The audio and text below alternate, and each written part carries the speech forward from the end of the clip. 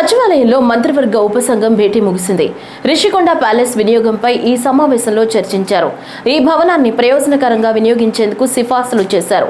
భేటీలో మంత్రులు పయ్యావుల కేశవ్, డిబివి స్వామి, కందుల దుర్గేష్ పాల్గొన్నారు. భవనం నిరుపయోగంగా ఉండటం వల్ల ఖర్చులు భరించాల్సి వస్తోందని మంత్రులు తెలిపారు. నెలకు 25 లక్షలు విద్యుత్ ఛార్జీలు, మెయింటెనెన్స్ ఖర్చులు పెట్టాల్సి వస్తోందని పేర్కొన్నారు. ఈ అంశంపై ప్రతిపాదనలు, సలహాలను పరిశీలించారు.